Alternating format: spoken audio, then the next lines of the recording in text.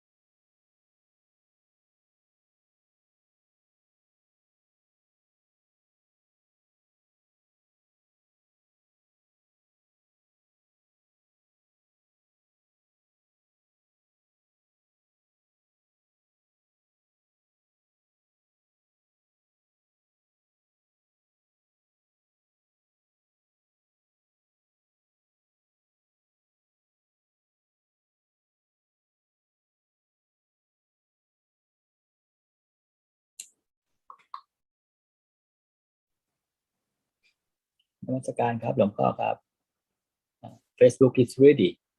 Thank you. Good evening, everybody. Welcome to another Zoom meeting.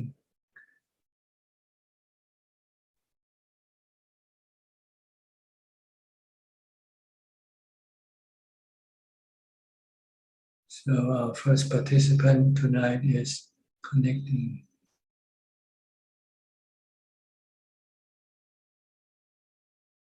Okay, Felicia Chan from Malaysia. You're the first one tonight. Good evening, Brother Ajahn. May I know what is the difference between awareness and mindfulness? Awareness and mindfulness. I think mindfulness is to be aware of one particular thing, like your breath or your Bhutto. This is mindfulness. While awareness is to be aware of anything. That's the nature of the mind. The mind is the one who knows or who awares of everything. But you need mindfulness to direct the mind to be aware of one particular thing. Okay. Brother Ajahn, is awareness achieved from mindfulness? Awareness is what? Is awareness achieved from mindfulness? Achieved from mindfulness? Yeah. No, awareness is the one who knows. This is the natural nature of the mind. Yeah. Always aware. But sometimes it's just aware without any guidance. It needs mindfulness to guide it to be aware of something useful. Okay. Brother Ajahn, is mindfulness not permanent? What about awareness? Is it permanent? It is part of the mind. It's the nature of the mind. And Okay. the mind is always existing. It doesn't disappear. That means awareness is permanent, right? I guess so. It's the function of the mind or the nature of the mind. Okay. The mind is always aware or always know. Okay. The mindfulness not permanent, right? Mindfulness is Not permanent. It is not. You need to develop it to make it permanent. Once you develop it, you can have mindfulness all the time. But when you're starting, your mindfulness is on and off.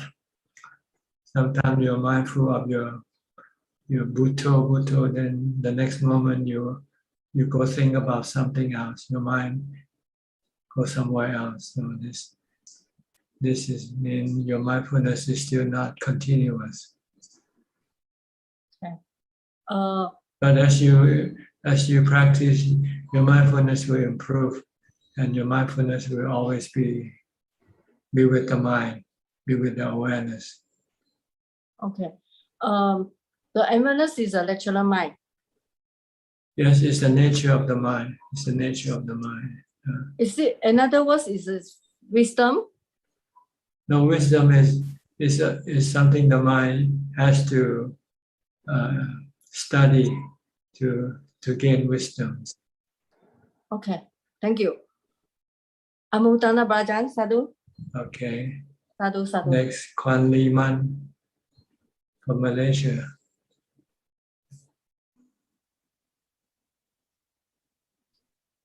Good evening, Ajahn. Go ahead. And you have anything to say? Okay.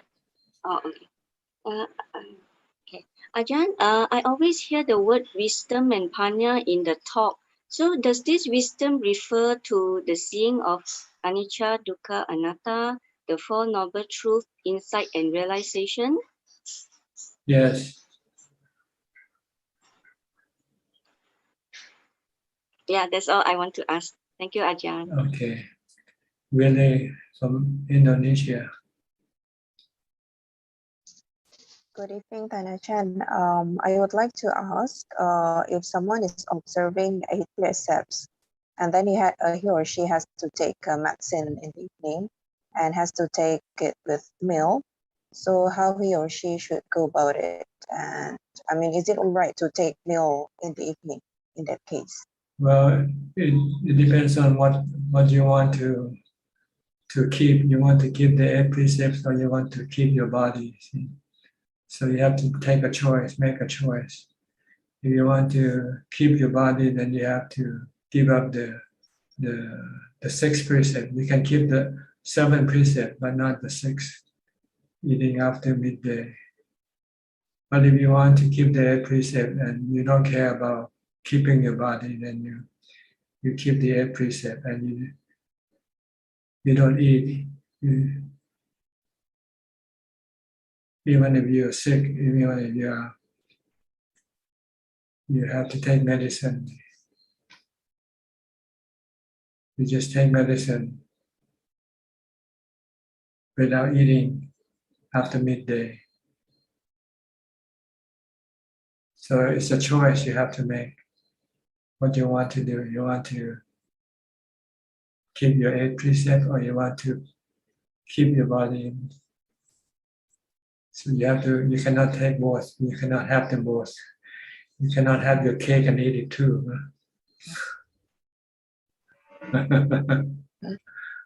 Maybe sometimes you have to suspend the 8 precept if it's on medical ground.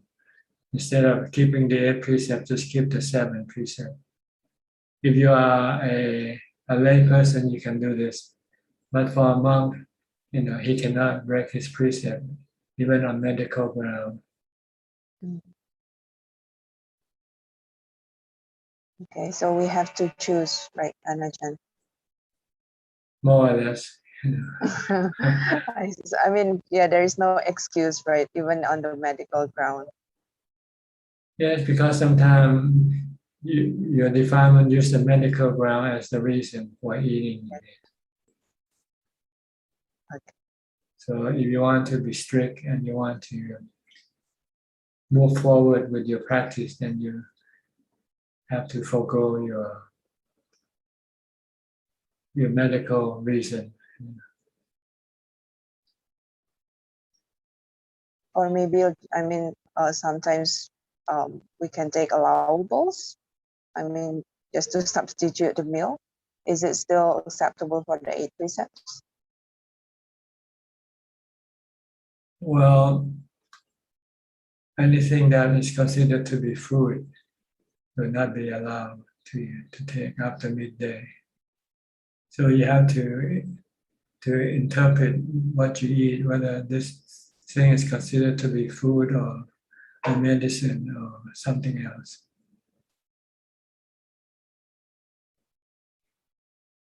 Okay. Okay. Okay. Okay. Thank you, Tanaji. All right. Next, Kok Seng from Singapore. Oh, yeah. Good evening, Ajahn. Yeah. Yes. I'd like to seek Ajahn's advice for householders. What would be a very compelling reason for householders to practice celibacy, to lead a celibate life or celibacy, so that the householders can be fully committed to it? Can you repeat your question again? For householders, how can we have a very compelling reason to practice celibacy, so that we can be committed that we will from henceforth we will practice celibacy, lead a celibate life as a householder. When you find that having sexual activity interfere with your advance in your practice, then you want to practice celibacy. Because if you're still involved with sexual activities, then you won't have time to meditate, to practice more. So your practice cannot go forward. So if you want to go forward in your practice, then you have to forego your sexual activity.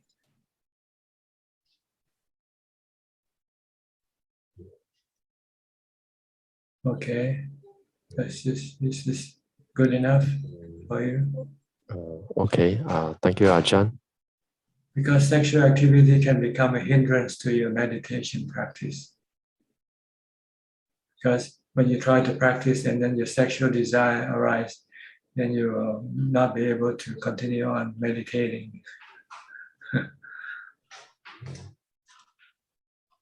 You'll be hijacked by your sexual desire to go somewhere else, to do something else.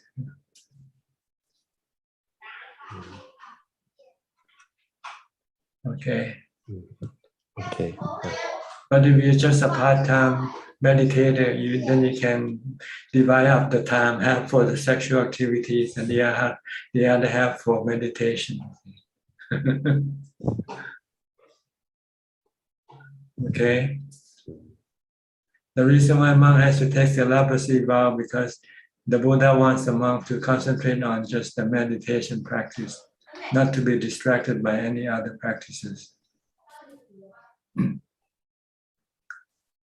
Okay. Next, Bruce Lee from Indonesia. Evening, Ajahn. I have no question for tonight. Thank you, Ajahn. You're welcome. Get Bien So from Penang. Good evening, Ajahn. No question. Yeah. Okay, Sajalka from Silver Spring, Maryland.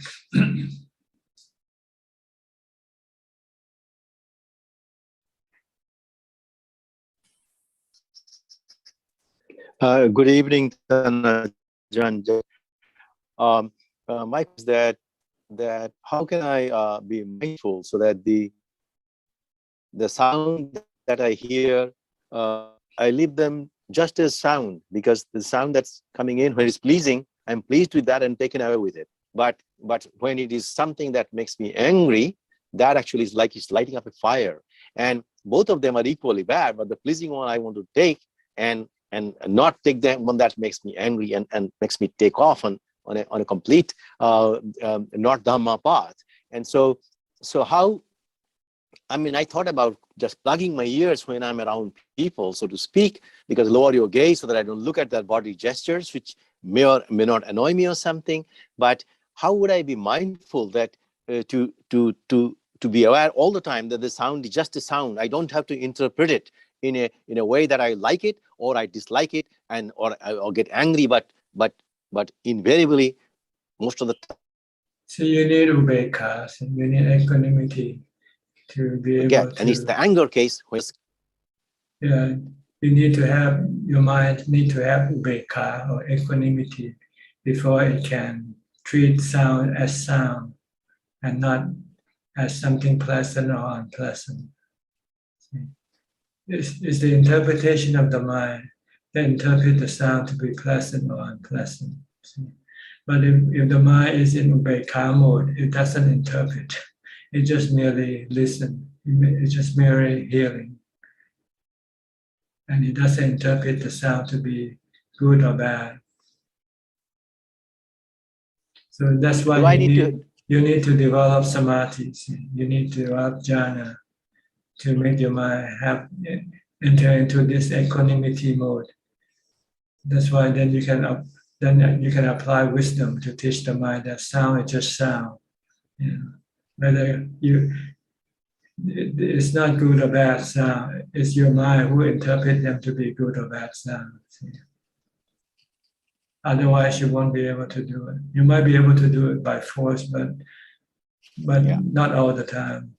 When you're not mindful and not forcing your mind to treat it sound as sound, then your interpretation can overtake your mind and then interpret the sound to be good or bad.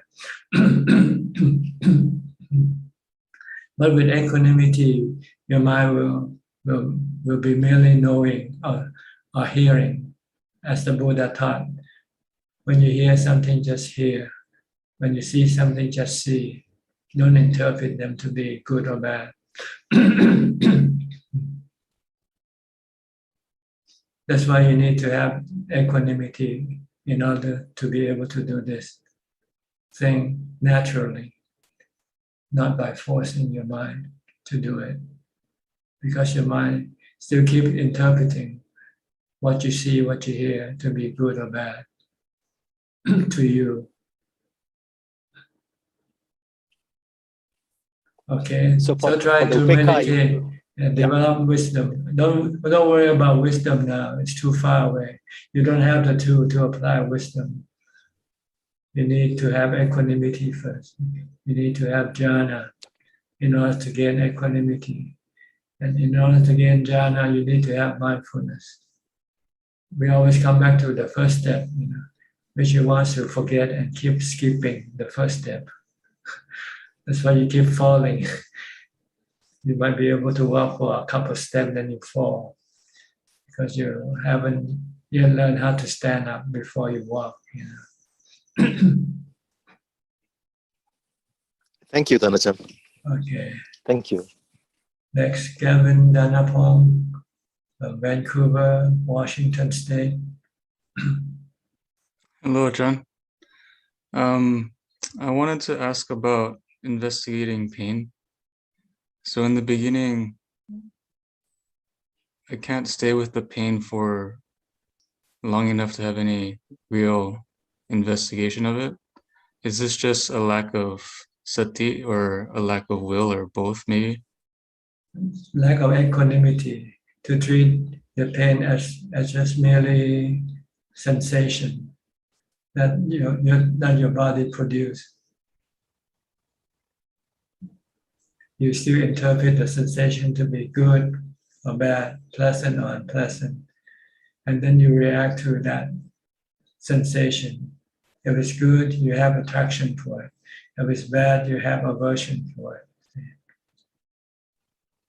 So, but if you have equanimity, when you come face to face with sensation from the body, regardless of whether it's pleasant or unpleasant, it can remain still, not reacting, and can coexist with the sensation.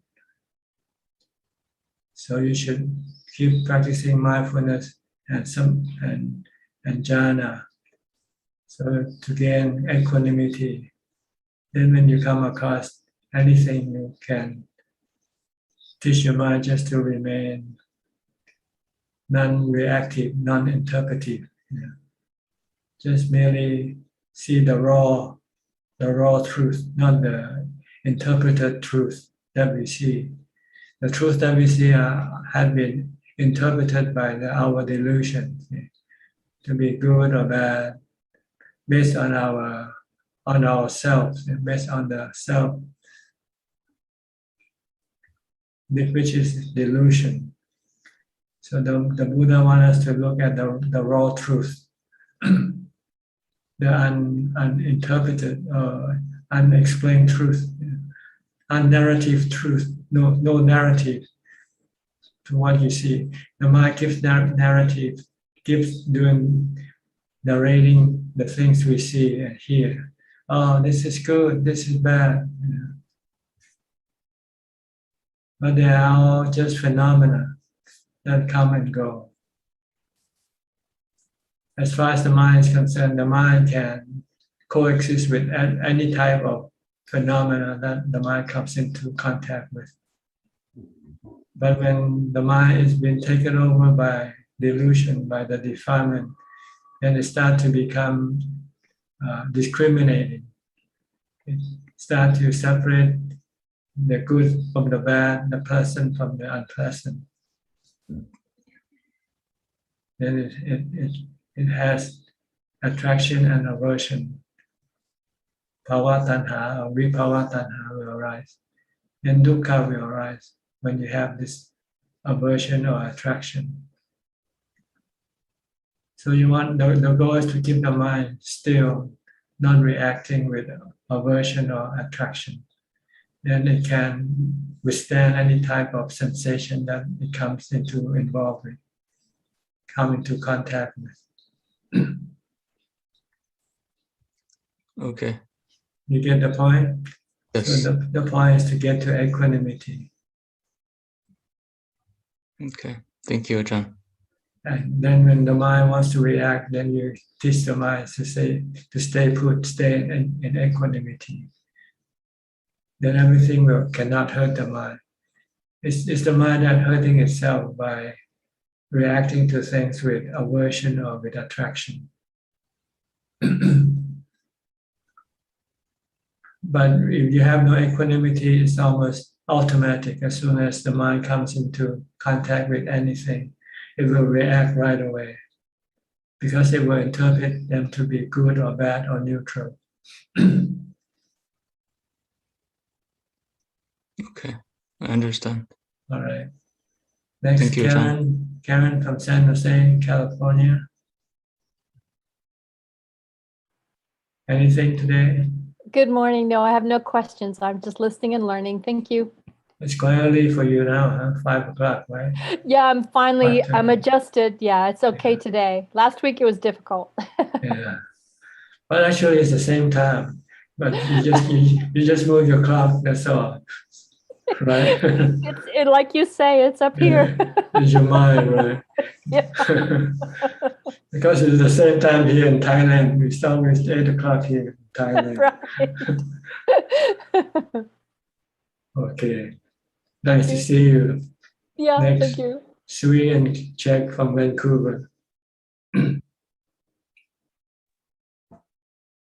Hello, Tan Good Ajahn. evening, Tan Ajahn. Good evening, Tan Ajahn. Any question? So, yes, Tan Ajahn, like during if one has equanimity, like his mind always hold on to something, like to a meditation object, or just being like anything, like hold on anything. See, equanimity arises from the result of calming your mind. Stop your mental activity, stop your thinking and perceiving, just to be merely seeing. And you need to have mindfulness to be able to do this. Once you get into the point where it has become still, then equanimity will be the consequence of the mind being still from the two mental activity, which is perceiving and thinking, sanya and sankhara. Okay. But So, it can only stay there briefly, because when your mindfulness becomes weakened, then your thinking and perceiving will start working again. And then you will gradually lose your equanimity again. That's why you have to keep maintaining mindfulness all the time, even when you're not meditating. After you come out of meditation, if you want to protect or maintain your equanimity, then you have to continue on with your mindfulness. Keep preventing your mind to think unnecessarily or perceive things unnecessarily. Only use it when you really have to. Then you can maintain the equanimity for a longer period of time. And then you can then use wisdom to teach your mind to see that everything is natural phenomena, anatta, no self, no body, doesn't belong to anything, to anybody. To stop the mind from having desire or craving for things that it comes across, whether it be the positive, like attracting, or the negative aversion. Just teach the mind just to leave things alone. They're not worth it. They hurt the mind more than help the mind. The mind can exist alone by itself. The mind can be happy without having to have anything to make it happy. Because everything that the mind thinks that will make it happy will actually will make it sad or make it miserable later on. So this is the wisdom you want to teach your mind. Anytime your mind starts to crave for something, then you teach your mind that the object of your craving is impermanent. It's a natural phenomenon that you cannot keep it with you forever or maintain it the way you want it. You will be changing all the time. And the consequence of this will be dukkha in your mind, because your mind will be saddened by the changing of the things that you acquire, because you don't expect it to change, right? When you get something, you expect it to remain good and make you happy. And when things start to change and make you unhappy, then you become saddened. So in the end, with wisdom, you see that everything in this world that we come into contact with, the sensual organs, are all dukkha. Will all give you dukkha one day, sooner or later. So it's better to exist without having to have any of these things at all. Just exist with equanimity. Just exist with peace.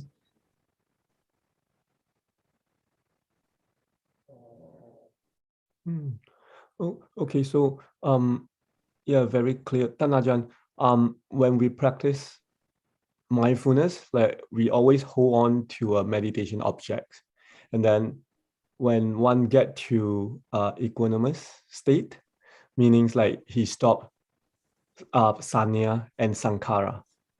Yeah, when that sanya sankhara stop, then you don't need to do anything. You can't hold on any object anymore, right? You don't. Okay. And then when we want to develop insights, then we use the sankhara to go and to teach the mind. And everything is impermanent, and everything is a natural process in which you cannot control to keep it permanent, to make it permanent. Everything keeps changing, everything rises and ceases. Yeah. And if you want them to be permanent or not changing, then you'll have disappointment or suffering, mental suffering.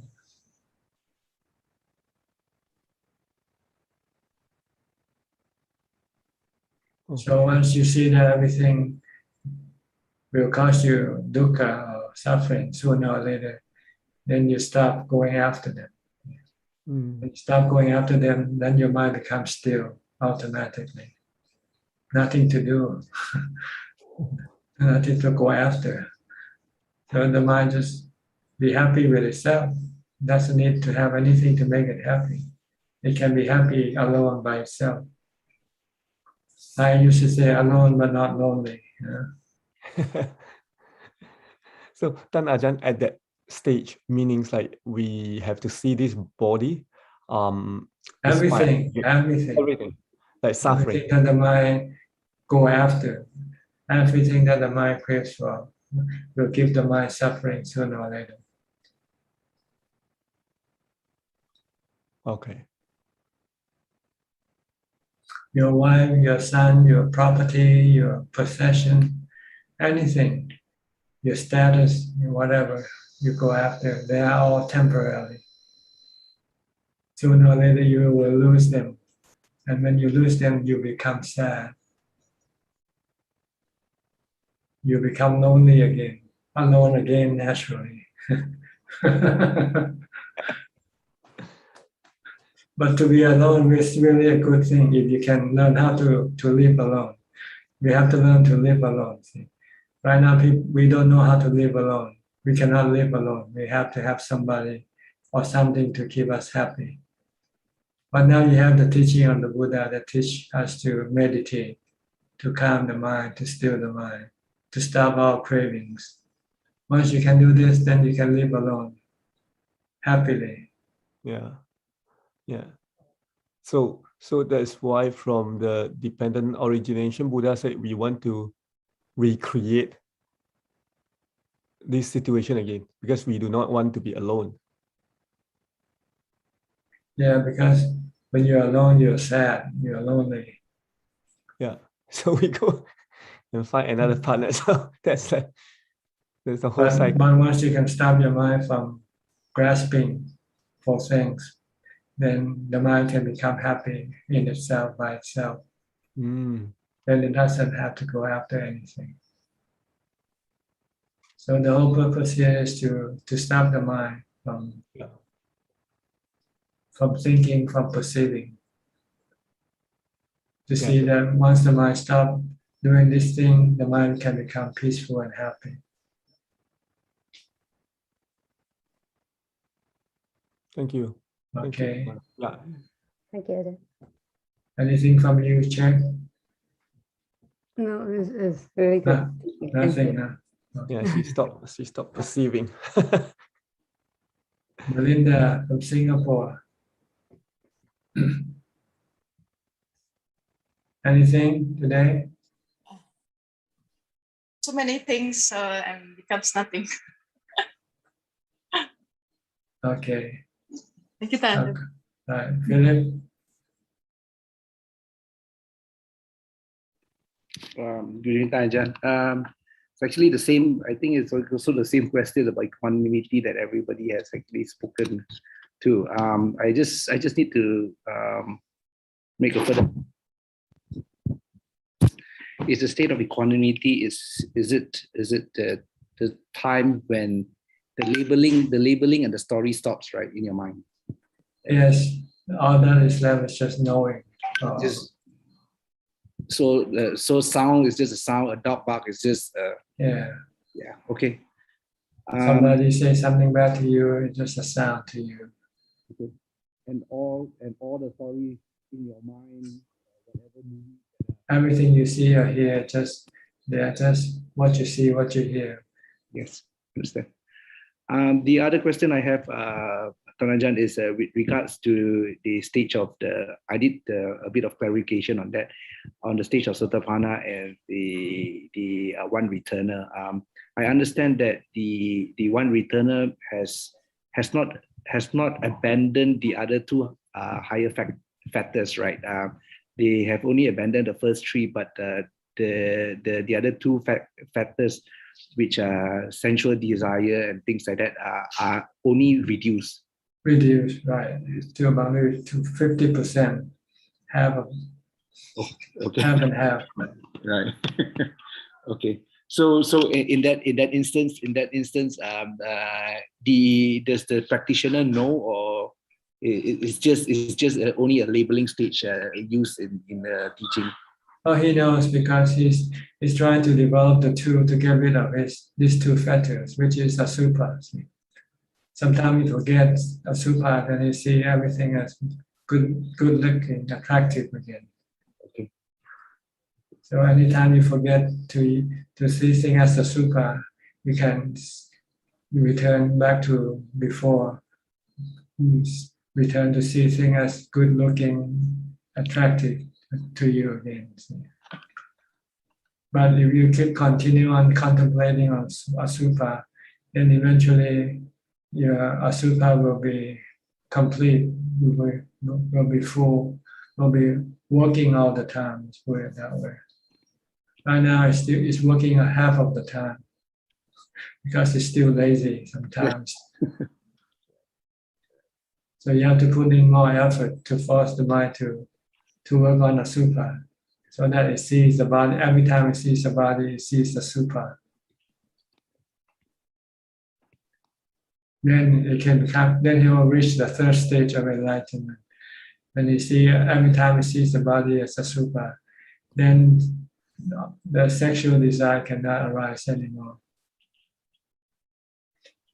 So you get rid of the third and fourth, the fourth and fifth fetters completely at the third stage, when you can contemplate a supa all the time, see the body as a supa all the time. Especially when there's a sexual desire arising, your supa will come right away and say, it's not attractive or good looking as you think.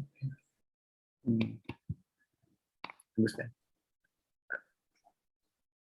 So at this stage, you have to be continually training your mind to look at the body as a supa. Like have an X-ray vision of the body, scan the rest of the body, look under the skin to see all the other parts of the body. Like they have the CT scan, right? That's how the medical community used to see the inner parts of the body. They put you in a tunnel and then they scan your body with some radio wave. But here you can use wisdom, you can use panya to scan it instead. By imagining, by looking at the example, you can look. Nowadays there are lots of pictures or diagram of the various parts of the body. We can use that and try to remember those diagrams or those pictures and put them in your mind, so that anytime you see a body, you scan the body right away with the pictures that you have seen previously. Ajahn, I mean, I think this was also mentioned by Jack. I mean, when I'm looking at a picture, I mean, for me, it's like looking at a science textbook, you know. But maybe the smell could be the one that can really turn off, because it's like studying, like going to do your university exam doing biology, you know. When I look at a textbook, or even looking at YouTube and autopsy, you know. So I think you mentioned that last week is like, if you can get into an autopsy, you know, I think it's something that I need to find out, see whether they allow this in my country. Yeah, you check the hospital or the university, medical university, see if they are open to the public or not. Or maybe you can get a special permission from the university or the hospital to be an observer, invite a guest.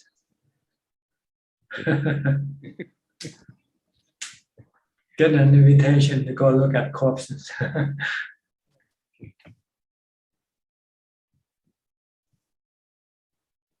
Okay. Thank you, Tanjan. B. Ravin Chindaporn from Bangkok.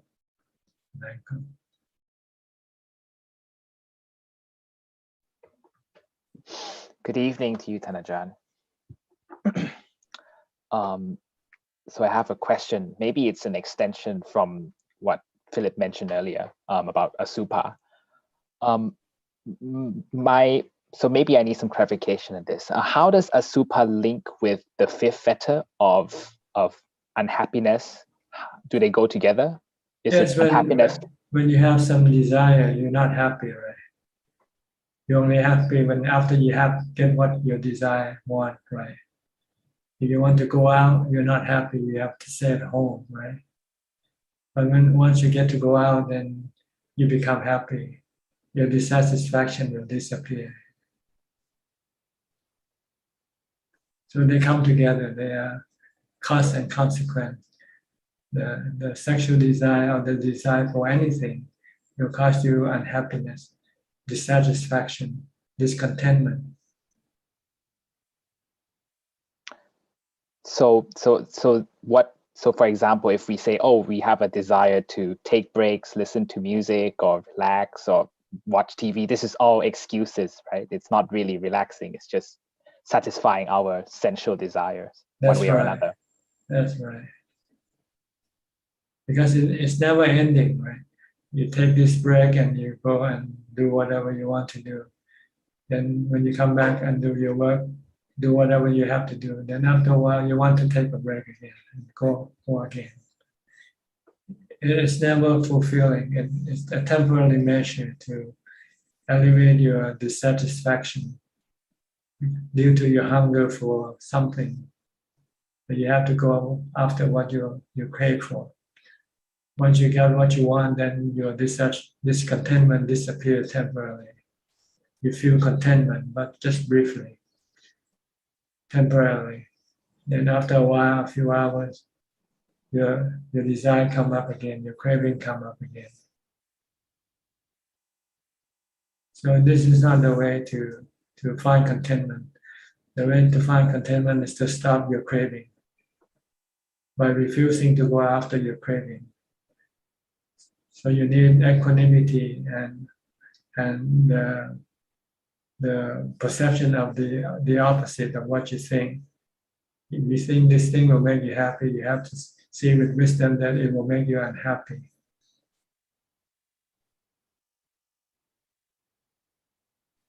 So this is, you have to look at anicca, dukkha, anatta every time you go after something. They are all anicca, dukkha, anatta. They are not the solution to your problem. The solution to your problem is to stop your craving by seeing everything as being anicca, dukkha, anatta. In the case of beauty, you should see them as asubha, not good looking, not attractive. So developing equanimity is getting rid of positive and negative feelings of the mind. Yes, but it only lasts temporarily because your mindfulness is not always, it's not permanent, it's not continuous yet. So when you come out and you get involved with thinking and perceiving, your equanimity will gradually disappear.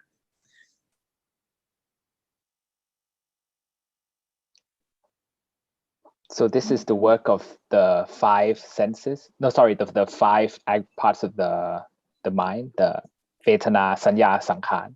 That just the two, Nama, Sanya, and Sankhara. And Vinyana is the one that receives all the sensual objects. And then Sanya, Sankhara will then interpret to see whether it's good or bad for the mind. Once it finds out it's good or bad, it gets good feeling or bad feeling from seeing these objects. And then it will have attachment or desire for more. If it's good, you want more. You want to have it all the time. If it's bad, you want to get rid of it right away, as soon as possible. And when you cannot do this, then you have dukkha, stress will arise, not being able to get what you want. So we keep generating stress without knowing it through our desire, through our misinformed mind, by seeing things as good or bad for the mind.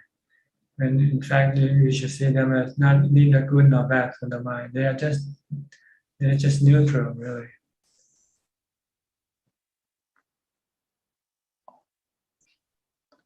I see.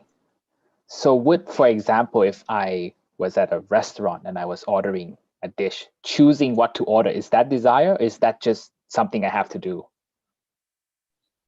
Well, you have to. The best thing is to let the waiter just choose for you. Tell them, just choose me something. Oh. Then that will be the right way to do it. You know, when the waiter comes and asks, "What do you like?" Oh, just get me anything. Whatever is good for today, just get it for me. I just want something to fill my stomach. That's all. To get rid of my hunger, but not for the pleasure of eating. I don't want any pleasure from eating. So you can give me anything, even something I don't like to eat. I'll force myself to eat because I'm not eating it.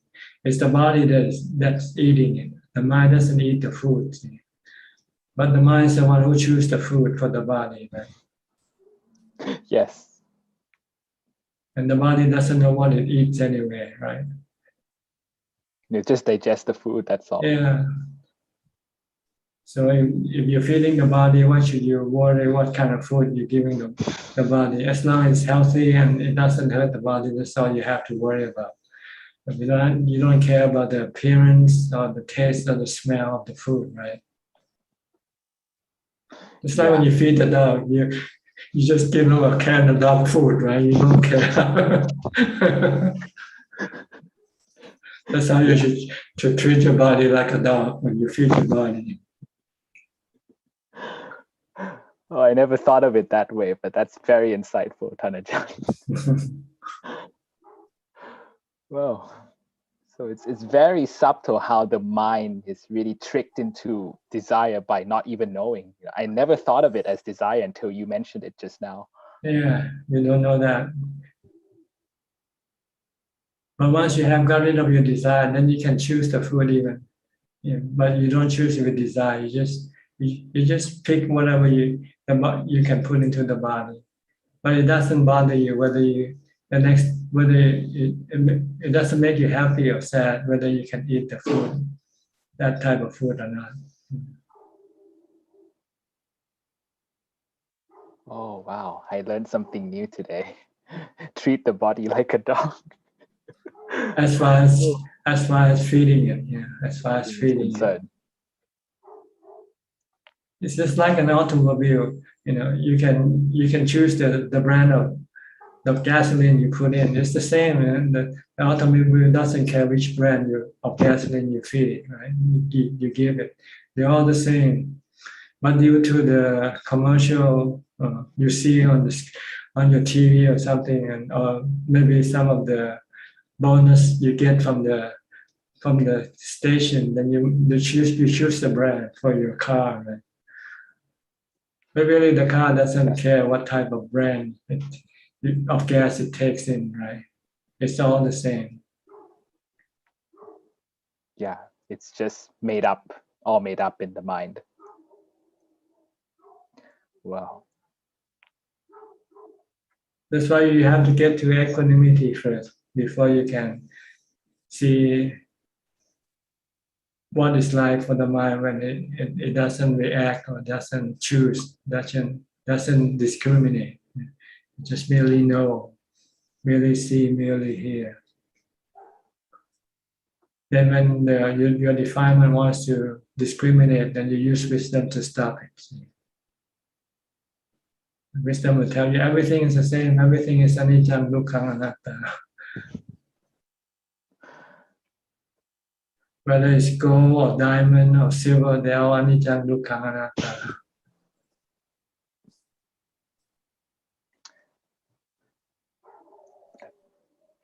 That's very clear, Thanajan. Now I can see how I can apply to food and other daily life activities as well.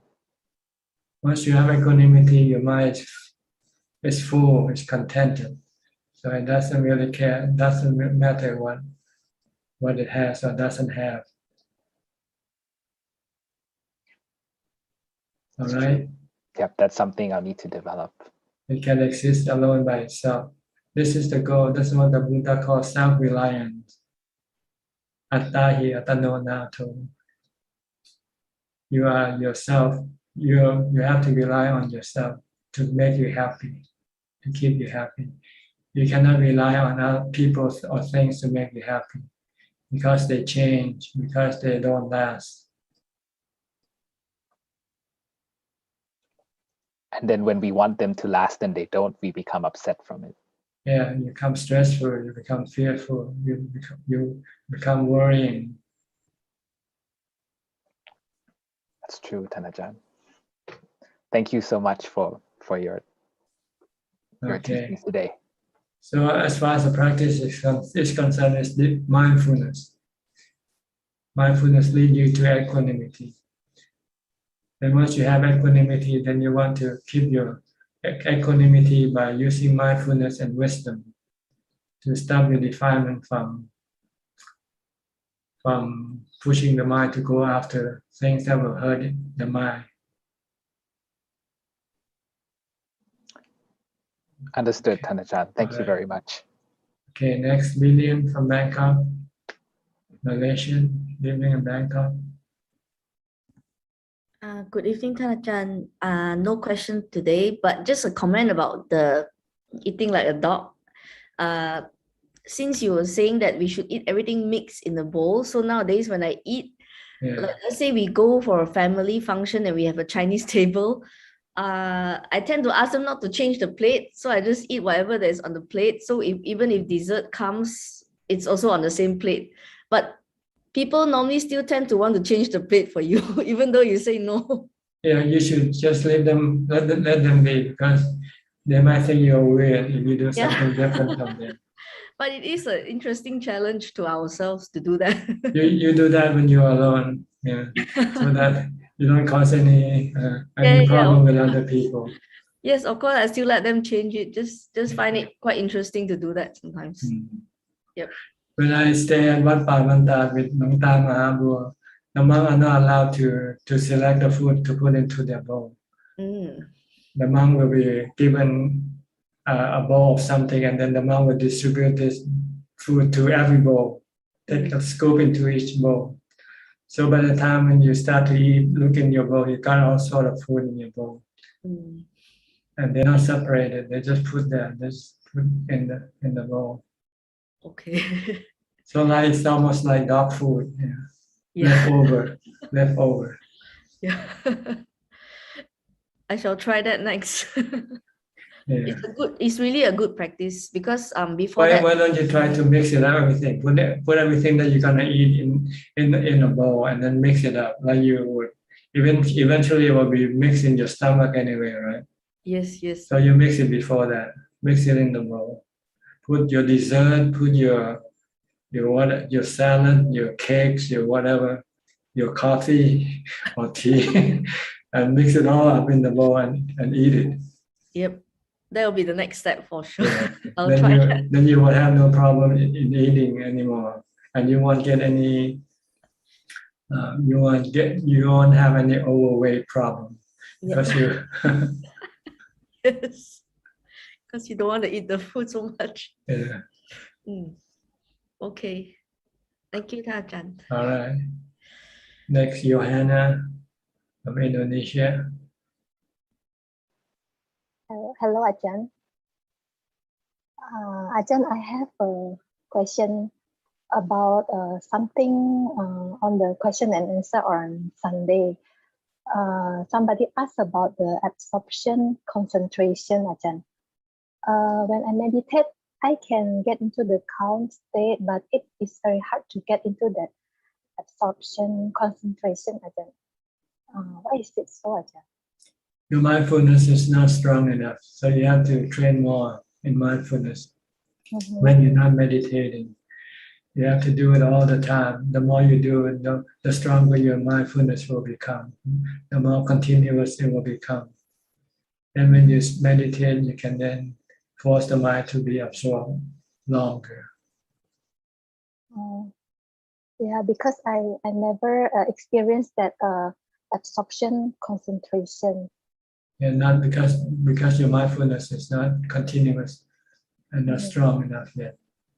So you have to practice mindfulness before you meditate. From the time you get up, as soon as you open up your eyes, start using mindfulness. Start reciting Bhutto, Bhutto. control your thought, stop your thinking. Only think when you have to think. When you don't have to think, stop it and use a mantra or force your mind to watch what your body is doing. Ajahn, is it also because of the meditation, the duration, because it's not long enough, or? Well, you shouldn't set up the time for meditation really if you really want to get any result. You should set up mindfulness as your timer, not the clock as your timer. Okay. The stronger your mindfulness is, the longer you will be able to sit. Okay, Ajahn. Yeah, All I right. understand. Yeah. Okay. Thank you, Ajahn. Next, Gary from Singapore.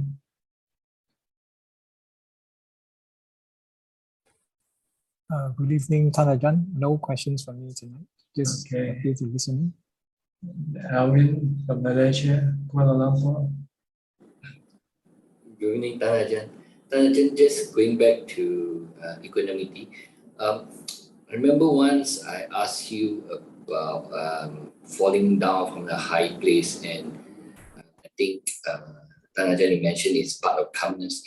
Is that split second that feeling, is that part of Peka, Thanajan? Yes. When you first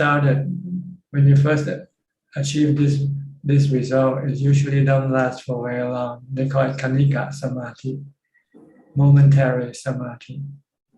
But as you keep on practicing more with mindfulness, then you will remain in that state longer. Then we call it Appana Samadhi. And you want to keep the mind in that state for as long as possible, because you are generating more ubeka, you're generating more equanimity by remaining in that state. So when you come out, this equanimity will accompany the mind, but it will only last for as long as it has been produced in samadhi. So you're saying that if it's a few seconds you have the feelings, then when you come out, you only have a few seconds. Yeah, you'll lose it right away. Right. Then you have to use mindfulness to bring it back again. And it's very hard to achieve, right? It's not hard, it's a matter of doing it. That's hard. Yeah. Yeah. Always look for reason not to. Yeah, you don't do it, and you just keep thinking, keep talking, keep doing something else. But you don't want to do mindfulness for some reason, I don't know why. Yeah. Mystically stuff. You should make mindfulness as your priority. See? From now on, my priority is to develop mindfulness, not everything else. Everything else comes second. Your first priority is to be mindful, and then whatever you do it with mindfulness. But usually you throw mindfulness away and just concentrate on what you do. Yeah, that's correct. Yeah. And not being mindful doing it. Yeah. Defilements, yeah, always take over. Yeah. So tomorrow, as soon as you get up, ask yourself, am I being mindful? Starting the new day with mindfulness. And try to maintain it. Try to carry mindfulness all day long with you. Yeah. Either a mantra or focus on your body. Yeah. Even waking up, sometimes we are not mindful, right? We don't even just jump up in bed. Jump up, look at the clock, and start going to the toilet or do whatever you need to do. Yeah. Oh, I'm late. I have to go and I need to do something. I'm late already. That's correct. So your mind running all over the place. Yeah. Then you become unsettled the whole day. Yes. And worry, anxiety start coming up. Stress. Yeah. I'm going to be late. I'm going to be late. What am I going to do? You know. Yes. Yeah. It's normal. Every day it's like this. So if you find hard to get up early, why don't you go to bed early? You'll find easier to get up early when you go to bed early. Go to bed 7 o'clock, you'll be able to get up. Then defilements again, Tanajan, they say, oh, I have to do this, I have to read this, I have to do that. You know, keep on delaying. And what do they give you? All the things that you've been doing for the rest of your life, from the time you were born until now. What have you achieved from doing all these things? Any peace of mind? Not really. Yes, we never learn. It's just like Groundhog Day, right? Repeat all over and over again every day. We know it's not right, but we keep on doing it. You should change your priority and change your goal from accumulating money and things, and to accumulate peace of mind instead, and mindfulness. You should switch your goal. Okay. Why else you will be doing the same old thing again? Even 20 years from now, you'll be sitting here talking the same thing. Yeah, asking the same question. Yeah. Yes. So you have to switch priority and switch your goal. Your priority is to train yourself in mindfulness, and the goal is to have peace of mind, peace, equanimity. I read one of your writing saying that you don't ask question when Nong Tama Apua was teaching, because you just listen and listen to what he taught, right? If you listen carefully, you don't need to ask any question. The reason why you ask because you're not listening when he's telling you something. So you didn't understand what he told you, so you have to ask him again. See? Correct. Okay, Tanajan, thanks. All right. Thank you. Next, Yok Bay from New York, a friend of what's her name? Felicia. Hi, can you hear? Can you hear Yes. me? Yeah, good evening, Brother Ajahn. You have any question? Yes. First, I need to say thank you to you. It's very helpful for my. And my question is, I'm doing the Dana and Sila every single day. I feel very happy. Do I need to add more something else for my life? Well, there's another one practice that you have to do called Bhavana, or mind development, mental development, mind development. And this has to do with practicing meditation, mindfulness meditation, and developing wisdom. And that's what you need to do. Wisdom you can develop by listening to Dhammatalk or reading Dhamma books for now, for a starting point. While meditation, you need to train yourself in mindfulness. First, try to stop your mind from thinking by reciting a mantra, Bhutto, Bhutto, or keep watching your body. Focus on observing your body, movement, every activity of your body. You should be watching it, not letting your mind go away someplace else. Then when you have time, then you should sit down and close your eyes and meditate. Okay. And next question, can I ask the Buddha is already in the Nibbana, and he's still talking Dhamma in the heaven? No, he doesn't talk with anybody anymore once he passed away. His mind is more or less alone by itself. Okay, and the next question, and also the Arahant could still see the Buddha in the human world, in the Some Arahant who has psychic power might be able to connect with the past Buddhas. Okay, thank you. That's all. Yeah. Thank you so much. Okay. Nanapat from Bangkok. Any question from you? No question ค่ะท่านอาจารย์ Thank you for your teaching ค่ะ Okay. Ricardo Tunes from Uruguay. Hi, Ricardo. Haven't seen you a while. Yes. Nice to see you and thank you for your teachings. I was sick.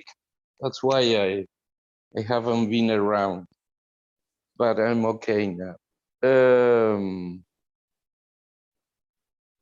First of all, just to thank all your teachings and all your Dharma talks that I hope someday will bring me some wisdom, as you said before. I was wondering, like, when I am going to start a retreat tomorrow, and when I am like sweeping the leaves on the temple, is that also desire? I mean, when I go to do something like sweeping the leaves, is that also desire? It depends on the situation. If the situation calls for your action, then this is not desire. Like when your body say I'm hungry, then you give it food. This is not desire. But when your body is not hungry and you want to eat, then this is desire. You know what I mean? Yes. When the temple ground doesn't need for you to do any sweeping, but you still want to sweep, then this is desire. All right. So you have to let the situation dictate, not your mind, not your desire dictate what to do. Then it's not considered to be desire defilement. Now, if your clothes is dirty, then you have to wash it, right? But if your clothes is not dirty and you still want to wash it, then this is desire. Focus on the need. If it's the need, then it's not desire.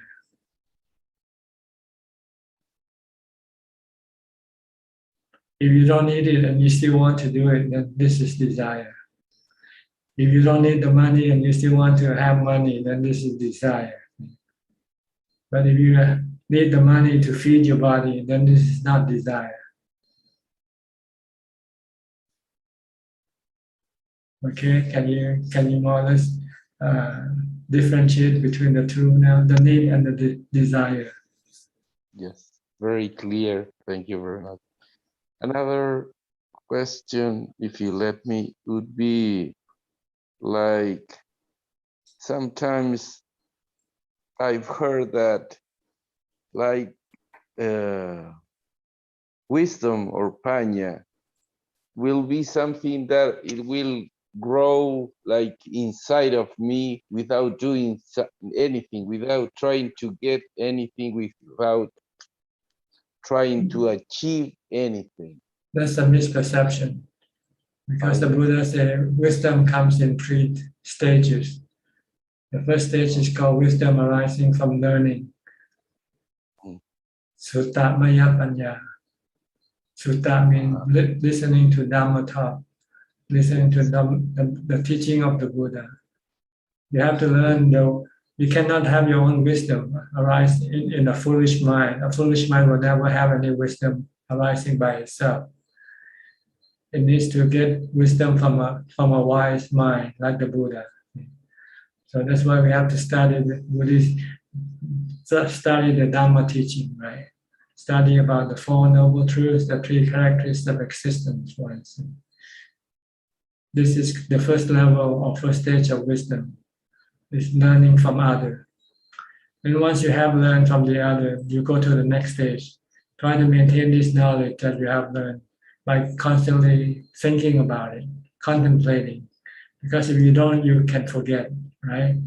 It's like going to school. You first learn from your teacher in the class, and your teacher give you some homework to do so that you don't forget. So this is the next level of wisdom or knowledge.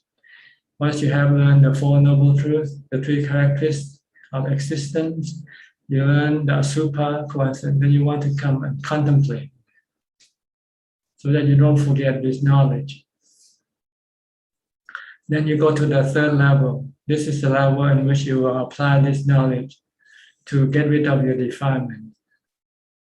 In order to apply this knowledge that you have learned from the Buddha, that you have contemplated, you need to have ubekkha. You need to have a strong mind, a mind that is content, not hungry. You know.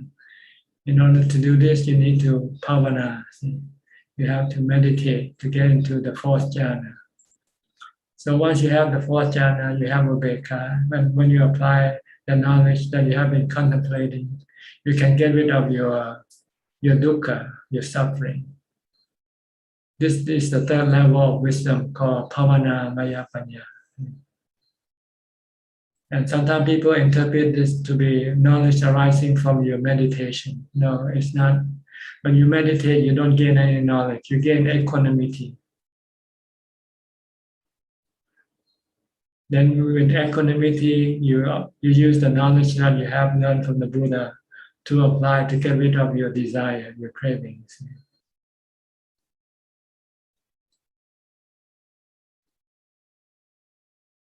Very clear. And the last question. Living on a worldly life, sometimes because of our habits, our family, our culture, we tend to go to music, like songs and all that. I know that the Buddha said that we should not disturb our mind getting involved on songs and all that. Although I know there is one sutta that talks about 70 monks that got enlightened listening to a slave that was planting rice outside the temple, and she was singing the fourth noble truth. Have you heard about that? And what is your suggestion about songs, music, and all that? It's not the music that made them enlightened. It's the message in the music. It's the Four Noble Truths. So you have to separate the two apart. If just plain music without the Four Noble Truths, they cannot become enlightened. But if there's no music, but there is the Four Noble Truths, they can still become enlightened. So it's not the music. Don't your defilement trying to use this reason for you to listen to music to become enlightened. Okay. Okay. That's why even in Thailand nowadays, when they chant the teaching of the Buddha, they want to chant it with music. They thought that this will make it easier for people to understand the teaching. I don't know. Maybe it's the music that they're attracted to, not the teaching. If that's the case, then they won't become enlightened anyway. Okay. Thank you. Okay. Music is sensual pleasure. It is impermanent. It's anicca. And when you have no music to listen to, you can become sad or lonely again. So don't become attached to them. Try to get rid of them. Don't cling to them. Don't rely on them to make you happy. Okay. Thank you very much. All right. Next, Professor Kenneth from Switzerland. You just came in, or you've been here for a while now? I came in a bit late, Ajahn. I was teaching earlier, but I'm here now. Okay. Any question today? I'm just listening carefully today, Ajahn. Okay. Thank you. Then Darren from Singapore. I have no answer. I have no question today. Thank you. No question from you. Sulan, you're next from Singapore. So. Oh yeah. Hello, Ajahn. I have a question. Like, just wondering, like, how come, like in the suttas, like, we'll see stories of, I think, Ajahn saying by the power of my merits, then they make some vow or something. Like, why do they like say by the power of my merits, so and so, etc. What's the purpose of saying by the power of my merit? Well, people think that your merit is magical. It can do lots of things, which is a misunderstanding. Your merit is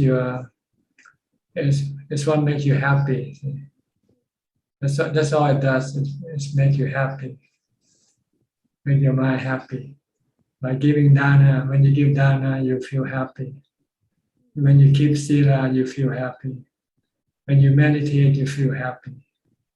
That's the power, makes your mind happy, not other people happy. Make other people rich or make other people get what they want. No, this is just a misunderstanding. But sometimes it happened coincidentally. We gave food to the monk this morning, and in the afternoon they bought some lottery tickets, and they win the lottery ticket. So they join him together by giving food to the monk makes them win the lottery tickets. But just by coincidence, really. But it's not the real connection there. There's no real connection there. So actually it's not possible that we say, oh, by the power of my merits, then we wish that people will be well and healthy. It's just a wish, that's all. There's no connection with you. There might be some connection. If your mind is happy, your body can also be healthy from a happy mind. If your mind is stressful, then your body could be hurt by a stressful mind. Maybe there's a correlationship there. But other than that, there's nothing magical about it. Yeah, okay. All right. Okay. Alfredo from Brazil. Hi, Bante. Greetings. How are you, Becca? I'm fine, thanks. Okay. Thanks for the name. You're alone and not lonely, right? You live alone? Yes, always alone. I'm cooking. And not lonely, right? I clean my house. I meditate. my cell phone not ring. That means you have Ubeka. I like to be in Sati Sampajana. But if Sati is belong to Samadhi group, why you can be Sati without meditation? When you develop sati, you do both during and not before meditation. You can develop sati, and when you meditate, you also have to develop sati at the same time. So you need sati at all times, not just when you meditate or when you're not meditate. You need both all the time. From the time you get up to the time you go to sleep, you need to keep maintaining sati or mindfulness all the time. Then your mind will be under your control. And your mind will have equanimity, ubeka. And you can be alone and not lonely. Right? You're alone right now, you're not lonely. That's because you have mindfulness. You have ubeka. Yes. But anytime you feel lonely, that's when your ubeka has disappeared. So you have to use mindfulness to bring your ubeka back again, or use wisdom.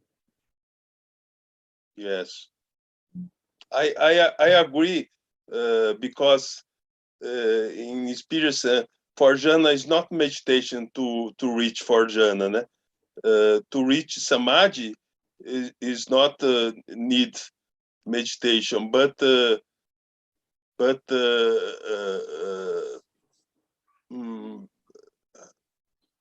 But samadhi and meditation looks like the same thing, ne, Bhante? Well, see, if you meditate, you will get full concentration, full veka. But when you are not meditating and you just maintaining mindfulness, you only get half of it. Get half of veka, get half samadhi. So you need to sit down to meditate to get full samadhi, full veka. Yes, yes. It's the life alone. Yes, we are all alone. Yes. But we don't want to be alone. That's why we live together. I participate retire with Ajahn Sumedho, and Ajahn Sumedho teaches the tranquility. Yes. Ajahn Sumedho is an old man, 90 years, and Ajahn Sumedho said, you have to go tranquility. Passaggi in Pali, né? Tranquility. Tranquility or veka or samadhi is the same thing. Yes, yes. All right. Tranquility is a long life, né, Bhante? It's a long. You have to be alone to be tranquil. When you're with people, your mind cannot be tranquil. Your mind has to become active. Yes. To have tranquility, your mind have to be still. Yes. Okay. Okay, Bhante. Good days for you. Thank you. Next, Evie. Evie from Indonesia. Ya, Ajahn, Namo Buddhaya, Ajahn. Anything? Any question? Yeah, Ajahn, I want to ask you about my meditation. 2 days ago, I read the article from Ajahn Lee. That article is explaining about united how to erase our breath until united with Buddha. So I practice it, and it really I feel united with the breath. My consciousness feel like solid, centered, stable, and balanced. Everything is under my control. My breath get in, I also knowing. My breath go out, breathing, I also knowing. Everything is under my control. I know everything, and that is so amazing, very amazing. And the happiness can last until today, and tomorrow I practice again. I can get that condition again, and I get in and get out. Maybe 4 or 5 times, but then tomorrow evening I cannot reach that stage again. That's when you're not watching your breath. So when you cannot get it, you have to come back and start watching your breath again. I'm watching, but maybe I have expected, so I cannot reach that stage. Maybe you're watching but your mind might be thinking of something else. So you cannot think about other things except the breath only. Yeah, I always find a dead end like this. Cannot be like yesterday. I have felt this great comfortable. Then tomorrow I have to lose and cannot find it again. You have to find out why, because how did you do it yesterday, and try to compare it today. There must be a difference. Maybe, but I feel I have to like yesterday, but why still cannot? And I push myself, and it can be a stress. Cannot like yesterday again. Also, okay lah. I let go, just let go, and start from beginning again. Can a professional always enter this state at will, Ajahn? Yes, once you become adept, you can enter into samadhi anytime. Once your mindfulness is continuous. Is this samadhi, Ajahn? What I'm talking earlier is samadhi. It's one form of samadhi in which your mind has calmness and not reacting to anything, just merely knowing. Yeah, and the body feels like translucent and almost disappear. When the body starts to disappear, I feel so scared. Hey, where's the body? So I come back again and get in that stage again, and the body starts to translucent and almost disappear again, and I scared again. Hey, where's the body? Yeah, I get in, get out, get in, get out like this position until more five times. Am I doing wrong?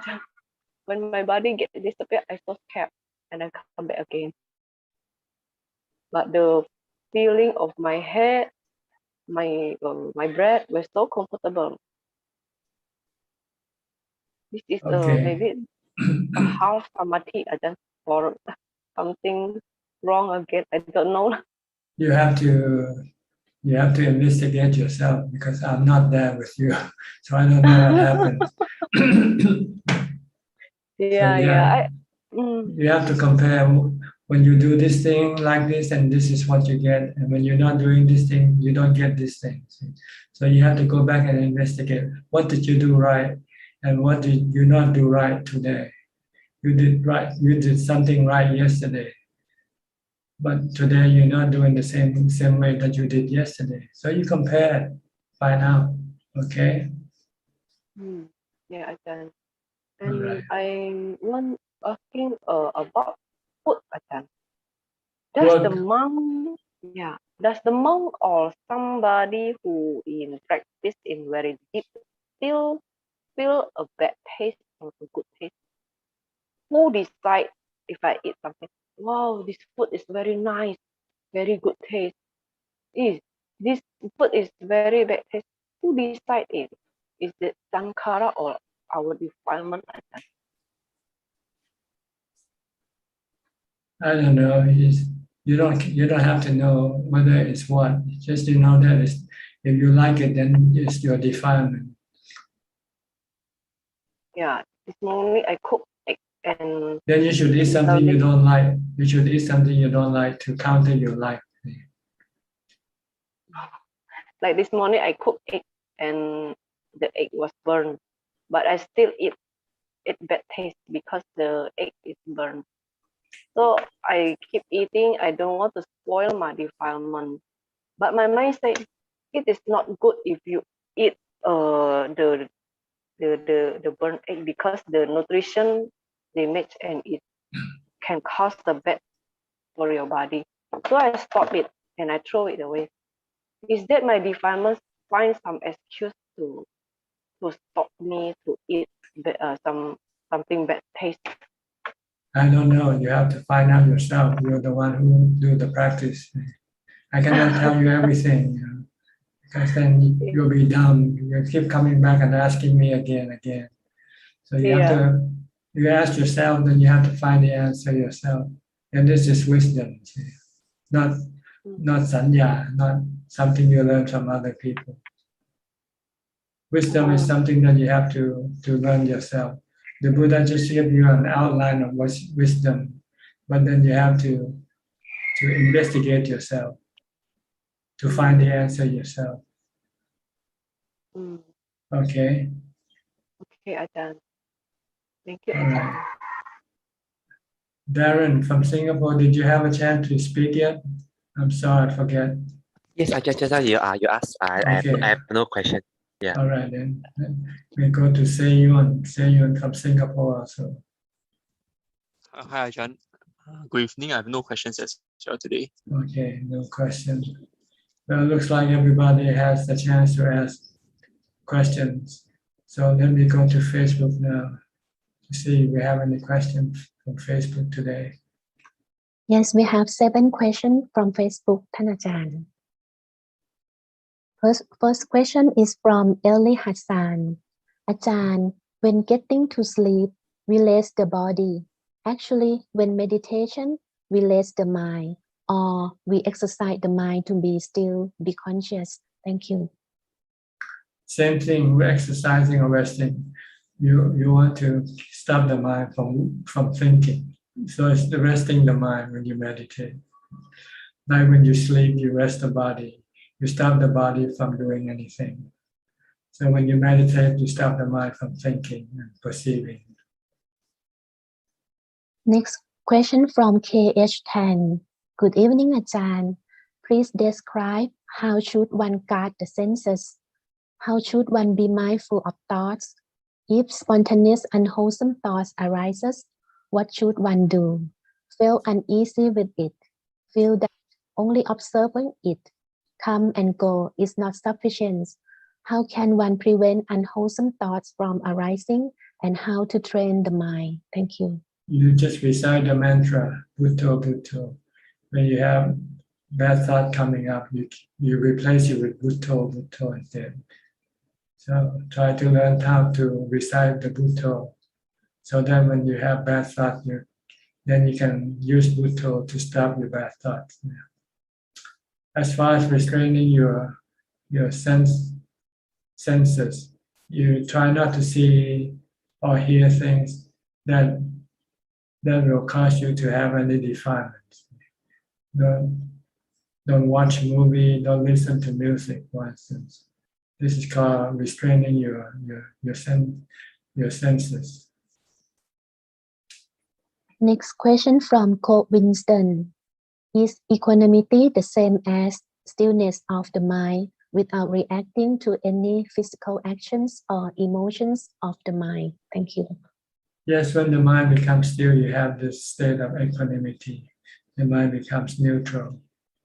Doesn't react with love, hate, fear, or delusion. Next question from Lamesh. No escape from dukkha once born, so how to avoid birth? Stop the cause of birth, which are the three cravings. Cravings for sensual pleasure, craving for being, and craving for not being. Once you can stop all these three cravings, then birth cannot happen again. Next question from Yapto. Namaste, Ajahn. I have a question about my meditation. When I do meditation, I feel like my body absorbed in a dark hole, and then something I feel like fall down in a dark place. But when in that condition, I feel very happy. Can you tell me the trick or the way to stay in that condition for a long time when I do meditation? You have to train yourself more in mindfulness. Before you meditate, from the time you get up, start training yourself in mindfulness. Stop your mind from thinking by focusing on what you do with your body or reciting the mantra. Then when you meditate, your mind can remain in the state of calm for a longer period of time. Next question from Tony Yep. Dear Thanachan, good evening. Is mindfulness also anicca and anatta? Thank you. Well, we don't really need to study whether it's anicca or anatta. What we need to know is that we have to develop it. Try to develop it, rather than trying to study the nature of mindfulness. You don't need to study the nature of mindfulness. What you need to know is to develop mindfulness, how to develop mindfulness. And last question from Tony Yap. Dear Thanachan, good evening. A Sakitakami, his or her greed, hatred, and illusion has been lessened and lesser. So to what extent it means? Can Thanachan explain and give some example? Thank you. Well, when you ask this question, it's a general question as far as hatred or anything like that is concerned. When you deal with the stages of enlightenment, you deal with the fetters. So when you achieve the first enlightenment, you have eliminated the three fetters, the first three fetters. And if you practice more, you you will lessen the other two and eventually get rid of it on your third stage of enlightenment. And then the last 5 will be eliminated by your final enlightenment. So when you reach the Arahant stage, then you have got rid of all your defilement. No hate, no anger, no greed, no delusion left in your mind. That's all ท่านอาจารย์ Okay. Anybody would like to ask any more questions? Please raise your hand and unmute your microphone.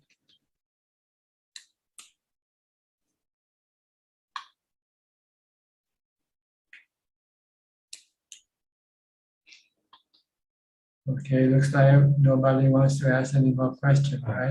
Darren. Okay, Darren. I just thought of a question. When we are doing in meditation for sitting for long hours, the pain or unpleasant feeling will arise. May I ask, in that situation, what should one do? You should concentrate on your meditation object.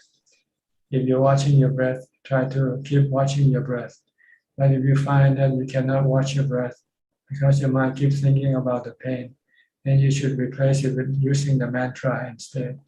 Keep reciting the mantra, Bhutto, Bhutto, Bhutto, or something longer if you like. Bhutto, Dhammo, Sangho, Buddhang Saranang Gacchami, Dhammang Saranang.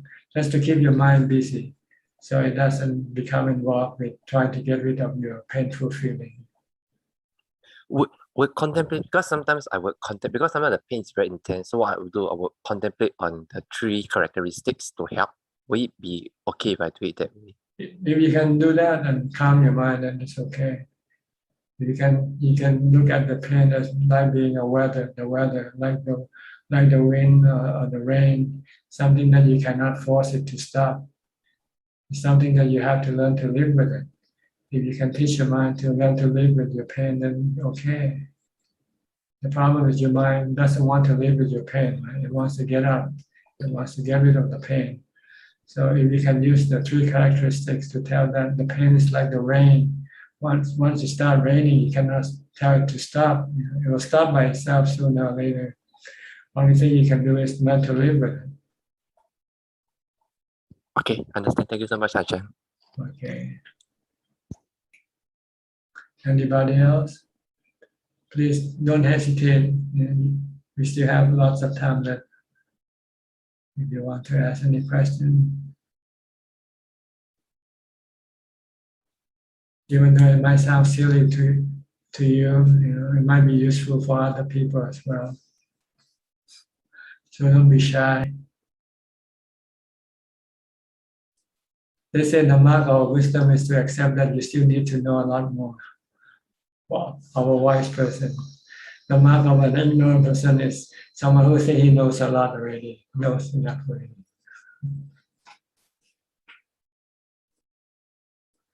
Someone who thinks he is smart is usually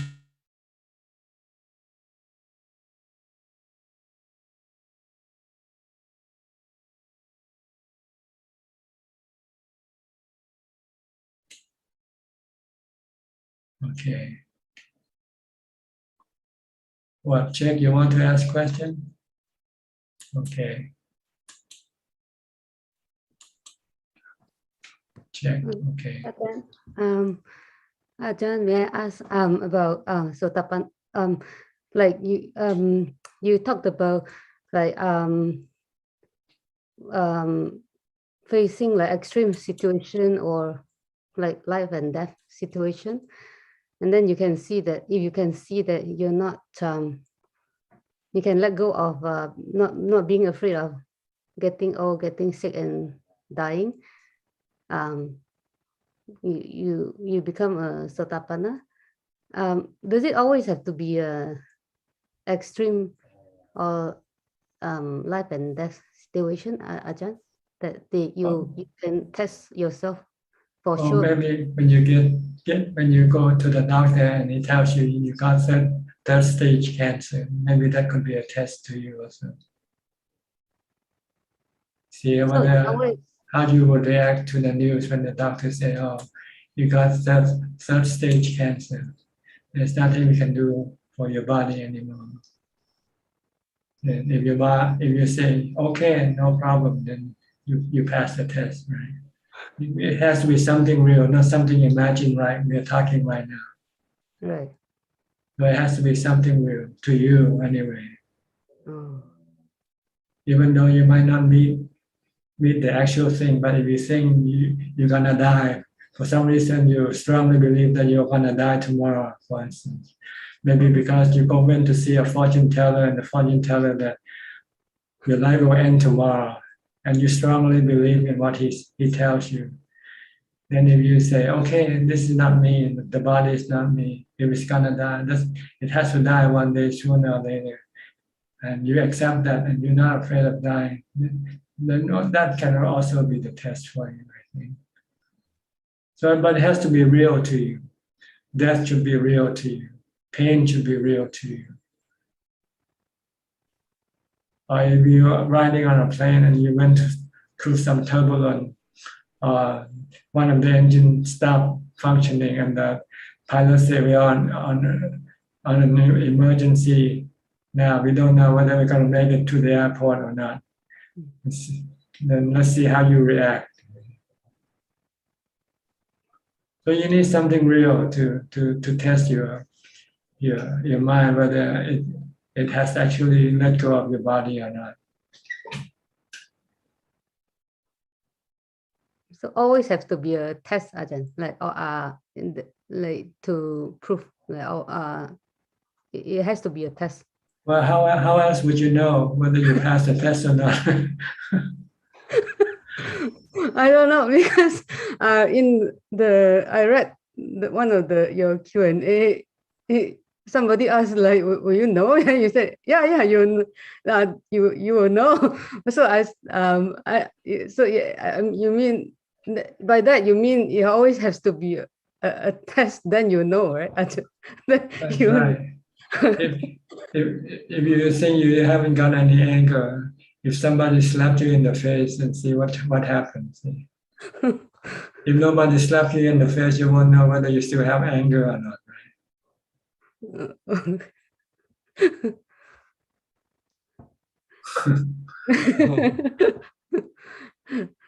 How about the pain, Ajahn?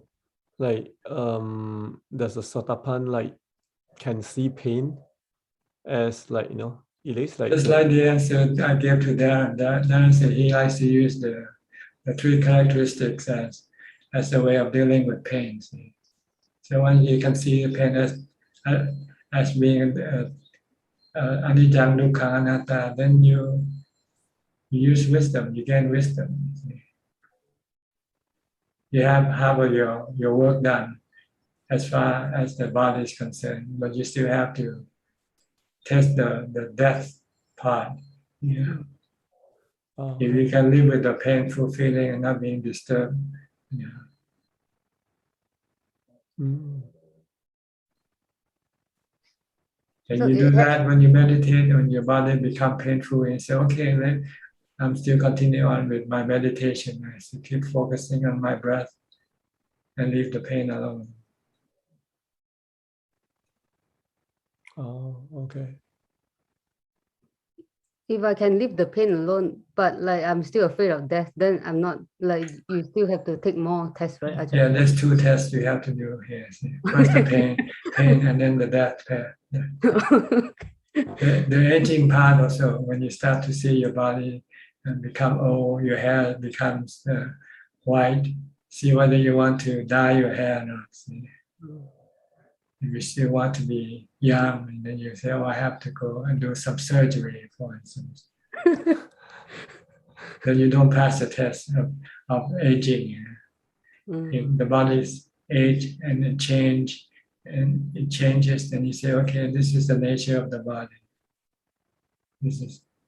Just leave it alone, let it become old, and try to keep it young." Past three tests, then, Ajahn. You like. Yeah, the aging, sickness, and death. This is Okay. Okay. The other test about the body is asupa. That's the next level. So once you have passed these 3 tests, then you have to go to the next test to see the body as being unattractive.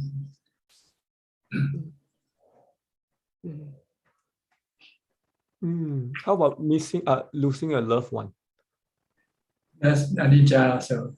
It's another body, your body and other people's body. That's why you have to contemplate both your body and other people's body. Let's consider, okay, the body. Other people's body also get old, get sick, and die. So once you can get rid of your attachment to your own body, being attached to other people's body shouldn't be any problem. If you think you have problem, then you have to also investigate the nature of the body of other people. Then they are also subjected to aging, sickness, and death. That's why the body in the Satipatthana Sutta said you have to investigate your own body and other people's body. So that you have a balanced view of the body. Not just your body, other people's body also the same, have the same nature as your own body. Oh, okay. So when somebody you love should die or should get sick, you say, well, it's the same way with my body. We're all in the same boat, let's put it that way. Everybody in this room, we're all in the same boat. So now later we're gonna get sick, we're gonna die.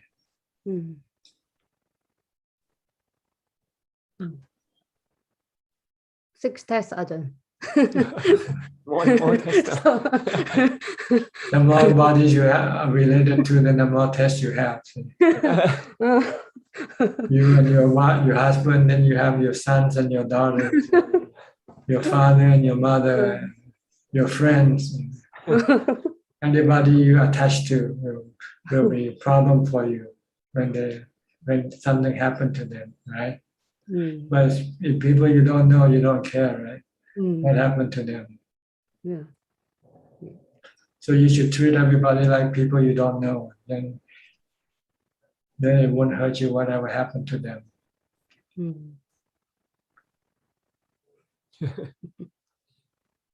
Okay. Thank you, Tanajan. All right. Any more questions? Yeah, Kokseng first, then Belinda next. Okay. Yeah, Ajahn, just thinking about this question. I just recall, or rather, in my own reflections, I know. Can you speak a bit louder? I cannot hear you. Okay. Yeah, sorry. Yeah, in my own reflections, I recall that when I was very young, I was actually very attracted by the Buddha statue the first time I seen it, and after that, I was reading up all the Buddha's teachings at a very young age. But at the same time, I also know that I'm not ready to become a monastic because I know that I'm still attracted to the opposite gender, and I know that once you get married, when I grown up and so on. So my question earlier you mentioned about we have to ask ourselves whether we are a full-time practitioner or a part-time practitioner. So I'm just thinking if I mean I'm a householder, so I being a householder, that means I will not be able to I'm not ready to renounce. So does that mean that I'm not able to be a full-time practitioner? I can only be a part-time practitioner. No, it doesn't mean that. What it means is, if you are not practicing full-time, then you're not full-time. That's all. You can be practicing full-time and still be a householder. But normally, it's difficult for a householder to have full-time practice because they have other things they have to do. But if you are fortunate, you're rich, you got all the money, and you don't need to do any work, then you can become a full-time practitioner.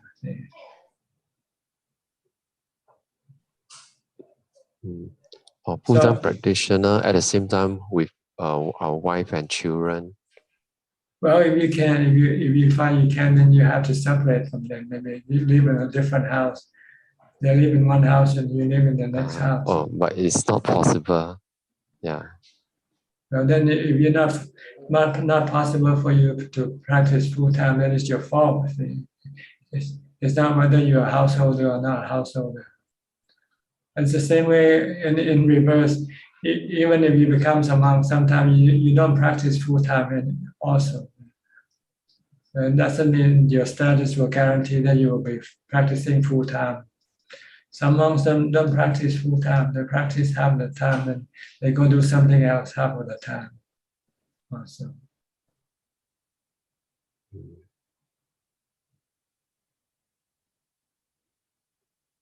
So it's yourself to decide whether you want to practice full time or not full time. If you want to practice full time, then you have to do it, and if anything comes in your way, then you have to get rid of them if they become an obstacle to your practice. If you have a relationship, then you might have to sever that relationship. But I'm not ready for that yet. Okay, and then you're not full-time practitioner. Okay. Yeah. Okay, thank you, Ajahn. Okay, Belinda, you're next. Ajahn, I read your autobiography. It's also relating to just what Coach Seng has asked about decision making. Like I just want to ask how Ajahn make decision when you practice full time. You left your job, you practice full time as a householder, and when you make that decision to go to the monastic, was it a rational thinking, or was it like a lot of silence practice and you come to that, or how's the process? It's rational. It's like getting a new job and getting better salary. See? Working, you don't get as much as you would get from meditating. So once I see the difference, then why should I stick to working when I can get more from meditating? I can get more happiness from meditating. I get more stress from working. See? So it's simple, it's rationality, cause and effect. You do this and this is what you get. You work with this company, you get this salary. If you work for this company, you get a better salary. Would you stick with the old company or would you move to a new company? The Buddha company is the best company in the world, give you the highest salary that no other company in the world can give you. But you don't know that because you haven't trained yourself with this company yet. If you start training with this company and you start receiving the salary, then you say, oh, this company really pays good salary. I guess for me, I know at this point or stage, I find that I know the benefit of joining the Buddha's company. But you're not experiencing it. You just know, but you haven't experiencing it. If you have experienced it, then you will switch right away. So this is this is what you have to do. Experience the benefit of practicing meditation. If you cannot experience, if you haven't yet experienced this, then you will still be attached to your old company because you have nothing to compare. It's like a obstacle, like the sense of not the courage, like confidence. So the fear or sort of there's still obstacles or defilement. You say that is actually like Ajahn described in your book. Because you find that because you haven't reached the result of your practice yet. See?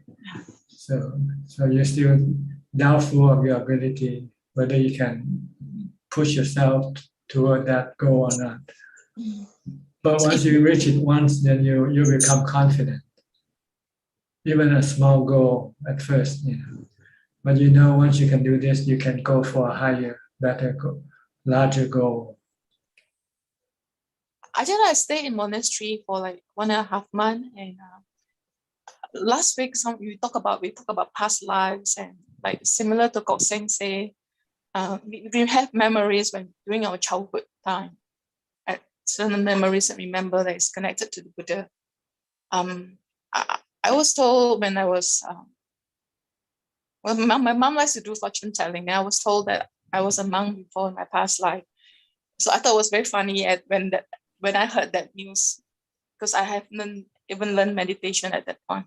So I didn't find that I have any characteristic of a monk in my past life, or even now I don't at that time. So, but as life unfold, I went for a first retreat at the Grinka teacher's site, the 10 days retreat, and things gradually unfold.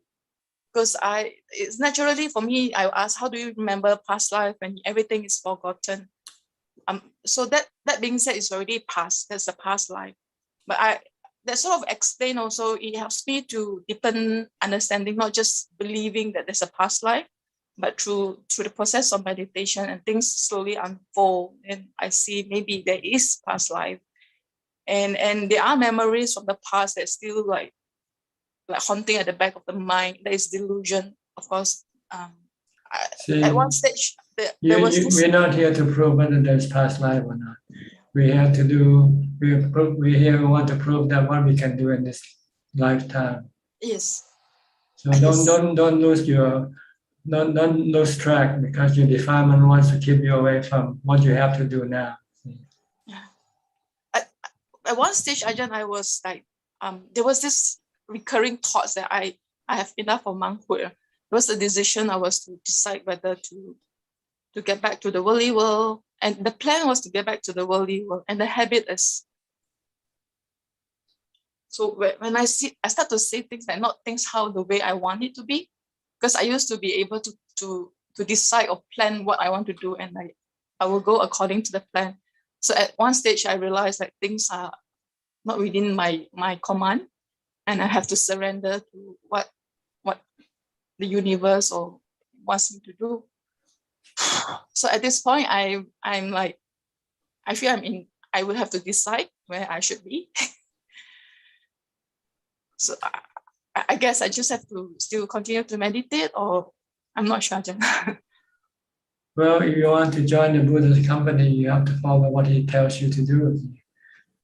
He's your boss, and he tells you to meditate, to practice dana, sila, and pavana. This is the work of the company. If you're not doing it, then you're not considered to be part of the company. Part-timer. Okay. Okay. Okay. Thank you. All right. Thank you. Do we have somebody else? Evie. Okay, Evie. One last question. I think we are almost out of time. Can you make it brief? Ajahn, I want to ask. I have because my last year I used to think about my own bones while I'm meditating, and it became a habit now. So if I see a beauty woman with a slender body, and my mind starts to place a school imprinted on that woman body, it is like replacing the beauty with ugliness, right? But my quality, like me, should not think about this asupa, right? Only when you have sexual desire toward that body, then you should think of asupa. If normally you don't want to use asupa, because it can turn into hatred if you don't use it properly. Only when the sex desire comes out. Right. When you have that attraction toward that body, and you want to have sexual activity with that body, then you should look at asupa to stop your sexual desire. But if you just see a person normally and there's no sexual attraction, then you don't need to use asupa upon that person, because it might make you hate that person. unnecessarily. No, I don't hate because they are artists. If I see the artists like very beautiful artists, so I see them post say like a sexual post say, so I will automatically imagine, oh, that is just a skull and the intestines inside, just like that. But I should not think about this again. Is that right? Because I haven't been able to maintain samadhi for long, right? Yeah, sometimes I feel, should I do this? But You this see, is automatically. Asubha is like medicine. When you have a headache, you take medicine, right? But when you don't have headache, you don't take medicine, do you? Okay, So Asubha is when you have sexual desire, then you have to use Asubha to stop your sexual desire. But when you don't have any sexual desire, then you don't need to use Asubha. Except when you have to do the homework, then you have to keep thinking of Asubha as the homework.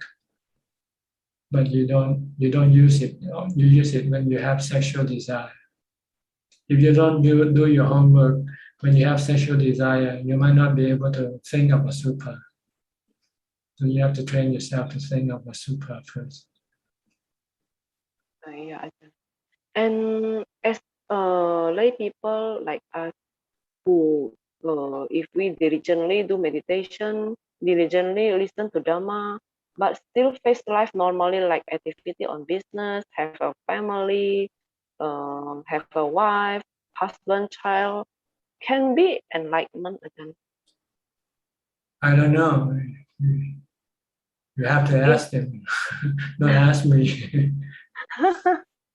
If we just have mindfulness, can it be attained enlightenment?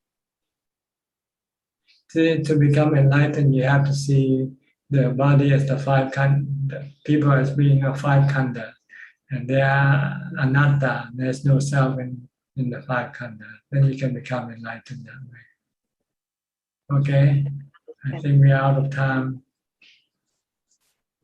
Let me go back to Facebook. Do we have any more questions from Facebook?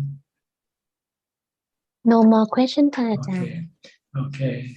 Then in that case, I think it's about time for us to say goodbye. Thank you very much for joining this meeting. I hope you can benefit from it somewhat and help you advance in your practice. In the meantime, please be safe, be mindful, and keep on practicing. Until next week, goodbye. Sadhu. Satu เจ้าค่ะ Thanks, Tanajan. Thank you, Ami. Thank you, Adi. Bye-bye. Bye-bye. Bye bye. Sadhu.